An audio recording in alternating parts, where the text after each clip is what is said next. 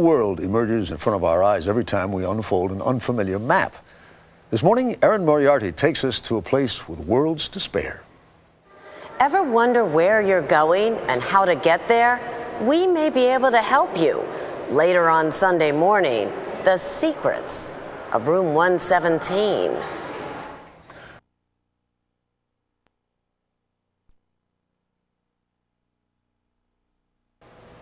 Satellite photography can pinpoint the exact location of our New York studio. That's us right there.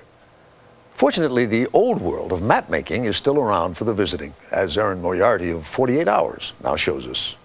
This is an antique map of Africa from the 16th century. I like it because of this wonderful sea monster. If you're wondering where you're going and how to get there, this is the Vignelli design for the subway map from the 60s.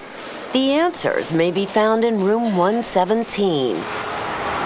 It's the place in the New York Public Library where a trip anywhere, even back through time, is possible. It's one of the greatest map collections in the world, and if only because it goes from the 16th century to the present, from the paper map to what we might call the vapor map, the computer map.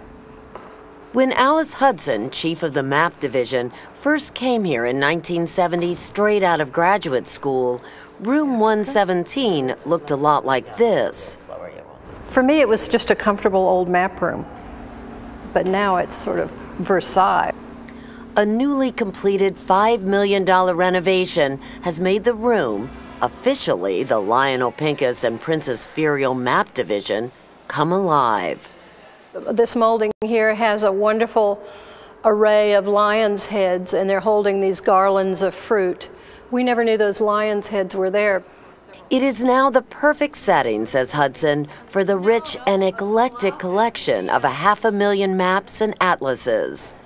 There are maps that take you places. Here's the Milky Way across the sky. And maps that show you where we've been. New Mexico and Arizona are still one state. This is all New Mexico. Maps that reveal a changing, sometimes skewed view of the world. This one I love because of California as an island. That might be a prediction of things to come. Who knows? This 20th century classroom map is now considered politically incorrect because it puts America in the center of the world. Here's the way the Australians see the world. Would like to think of the world. While this map, upside down to us, is just right to Australians. The way the world looks depends on who's making the map. That's right, absolutely. With land boundaries constantly changing, the library has to buy new maps every year.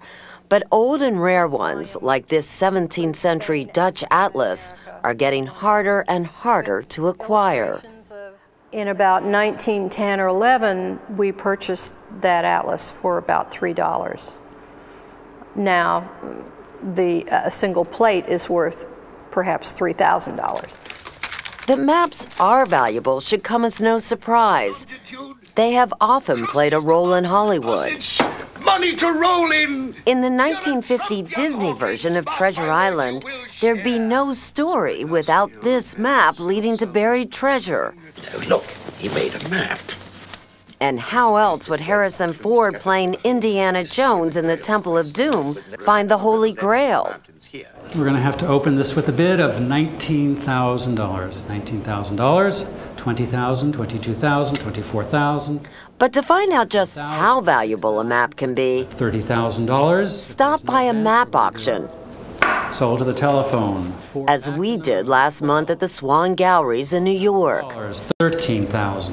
A collection of rare maps grossed nearly $700,000, with nearly a third of that spent by a single collector. Bidding by phone from Manhattan's Argosy bookstore was a new breed of map dealer. Oh, God, that's going up. I can hear the auction here. Laura Ten Eyck. Are the collectors surprised when they see a young female dealer? Absolutely, yeah. They often say, who can help me with this map? Who knows what this means? And I'm like, me, I can. Map collectors, once only wealthy older white men, are changing too. I think we're in a mini renaissance of collecting right now, and a lot of it has to do with 4,600. TV shows like the Antiques Roadshow or even eBay. People are interested in collecting again, and I think a lot of younger people are doing it. Lot number 17. Okay, this is mine, it's mine. Ten Eyck had her heart set on a particular American atlas. 375. I'll take it. 500. Higher. When all the bids were in, Keep going. Sold for $700 to 4. I got it! Thank you so much. so show me what you got. This is lot 17, my precious, my pride and joy. This is an atlas by Colby, and I think it appeals to our younger collectors who don't want the stuffy, old sea monster ornament, crazy-looking maps. They want to look at what was the United States or Canada looking like in 1857. But while she got the atlas she wanted, Ten Eyck was outbid on 10 other items. I think it's a sign that people they're focusing on maps now and works on paper more than they ever have before. Look at the Waldseemüller map that sold for over $1 million in the spring. That was a landmark. Everyone was shocked. A map sold for over $1 million? That's right. It was the first map ever to name America. Not all recent headlines involving maps have been good news. In a scene straight out of a thriller, a well-known reputable dealer was caught with an X-Acto knife, allegedly trying to smuggle out rare maps from a library at Yale. He pleaded not guilty to larceny and is awaiting trial. It was shocking news in room 117. It was a huge betrayal of many, many people, collectors, dealers, librarians, museums. Betrayal is the only word that I can think of. Very sad. Sad, but also a wake-up call? A wake-up call for many libraries. I think we've all taken a new look at security.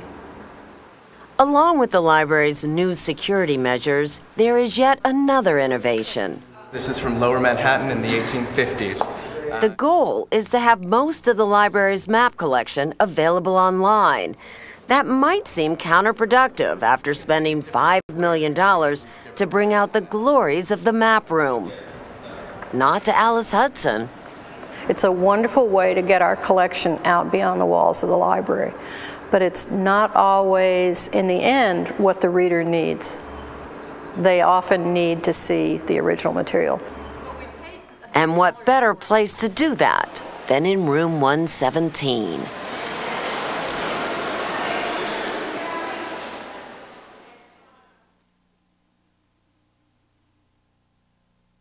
Next, remembering Shelley Winters. Here's Hasselbeck, big spot in the game.